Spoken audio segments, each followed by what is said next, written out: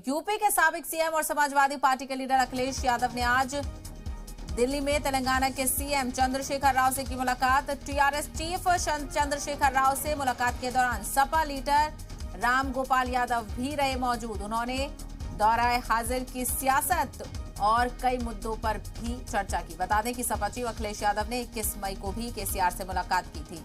लगातार ये दूसरी मुलाकात केसीआर के साथ समाजवादी पार्टी सदर अखिलेश यादव और तेलंगाना के सीएम चंद्रशेखर राव से मुलाकात की अखिलेश यादव ने। और इस मुलाकात के दौरान सपा लीडर राम गोपाल यादव भी मौजूद रहे और मौजूदा सियासत और कई मुद्दों पर लेकर दोनों के दरमियान बातचीत हुई। तो दोनों ने दौरे हाजिर की सियासत और कई मुद्दों पर लेकर बातचीत की। और इससे पहले 21 मई को भी केसीआर से मुलाकात की थी अखिलेश यादव ने। कई मुद्दों पर तब भी बातचीत हुई थी और आज भी जो इस वक्त सियासत के अहम मुद्दे हैं उन पर बातचीत हुई और लगातार इस मामले को लेकर कई बार बातचीत कर चुके हैं आपस में।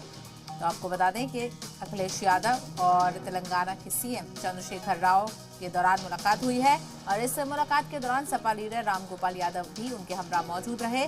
दोनों के दरमियान दौरे हाजिर की सियासत और कई मुद्दों पर चर्चा हुई है।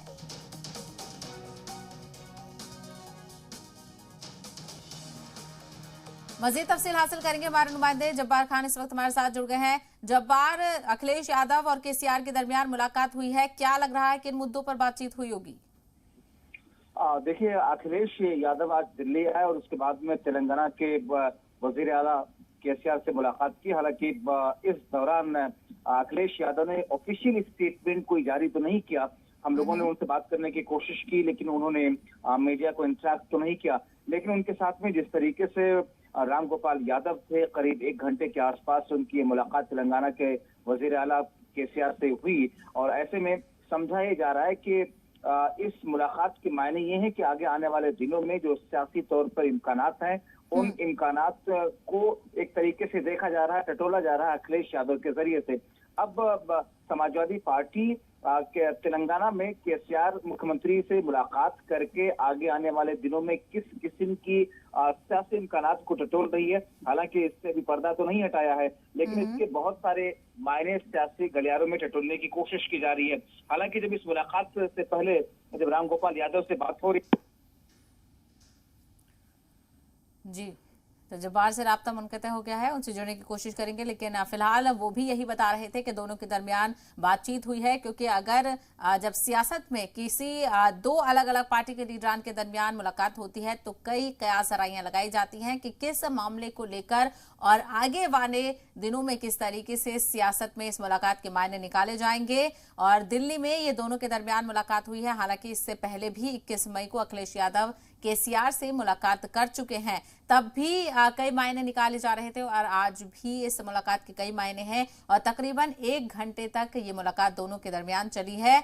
और आपको बता दें कि दिल्ली में दोनों इस वक्त मौजूद थे, केसीआर भी दिल्ली में थे और साथ ही साथ समाजवादी पार्टी के सदर अखिलेश यादव भी वहां पर पहुंचे थे दिल्ली और दोनों के दरमियान मुलाकात हुई। और इस दरमियान राम गोपाल यादव भी उनके हमरा मौजूद रहे और कई मुद्दों को लेकर यानी आज की सियासत और इसके अलावा कई अहम मुद्दों को लेकर बातचीत हुई। जब्बार, हम बात कर रहे थे क्योंकि सियासत में इस तरीके की मुलाकातों के कई मायने निकाले जाते हैं, तो किस तरफ इशारा लग रहा है इस मुलाकात का? जी, देखिए, जहां तक समाजवादी पार्टी और अखिलेश यादव की मौजूदा उनका जो सियासी पूरा लाहे-ए-अमल आगे आने वाले वक्त के लिए माना ऐसा जा रहा है कि 2024 के विधानसभा चुनाव में वो अकेले लड़ेंगे अपने प्रदेश के अंदर। और ऐसे में अगर क्या इसको 2024 के लोकसभा चुनाव से जोड़ करके देखा जाए किस तरीके से 2024 में लोकसभा चुनाव में भारतीय जनता पार्टी या एनडीए के सामने एक तरीके से क्या किसी तरह के किसी थर्ड फ्रंट बनाने के इम्कानात की जो कुछ बुनियाद है उसको टटोल रहे हैं अखिलेश यादव। हालांकि ममता बनर्जी हो, अखिलेश यादव हो या दूसरे जो अपोजिशन की पार्टियां हैं वो कहीं ना कहीं मौजूदा वक्त से ही आगे आने वाले 2024 को लेकर के अलग अलग तरह के इम्कानात को लेकर के न सिर्फ एक खाका तैयार करने की कोशिश में लगे हैं बल्कि आगे कैसे उनको अपनी सियासी जमीन को भी मजबूत करना है। एक तो ये कि बीजेपी के सामने एक मजबूत शक्ल में तमाम लोगों के साथ, तमाम विपक्षी पार्टियों के साथ इकट्ठा तो होना ही है, लेकिन अपनी अपनी सियासी फायदे को देखते हुए किस तरीके से खुद को मजबूत करना है, खोई हुई सियासी जमीन को किस तरीके से वापस लाना है। तो उसके लिए क्या ऐसे में दूसरी पार्टियों के साथ एक किस्म का कोई गठजोड़ हो सकता है, या फिर उसका 2024 के लोकसभा चुनाव में किस तरीके की का एक अक्स देखने को मिलेगा। हालांकि वो शुरुआती दौर है, सिर्फ और सिर्फ इम्कानात को लेकर के अभी मुलाकातों का सिलसिला अलग अलग जगहों पे चल रहा है। तो उत्तर प्रदेश में जहां समाजवादी पार्टी एक तरीके से देखा जाए तो उनके जो गठबंधन में जो पार्टियां थी, चाहे वो ओपी राजभर की पार्टी रही हो या खुद अखिलेश यादव के चाचा शिवपाल सिंह यादव, जिनको लेकर के अभी ये हालिया दिनों में एक चिट्ठी जारी करके अखिलेश यादव ने अपनी मंशा साफ कर दी।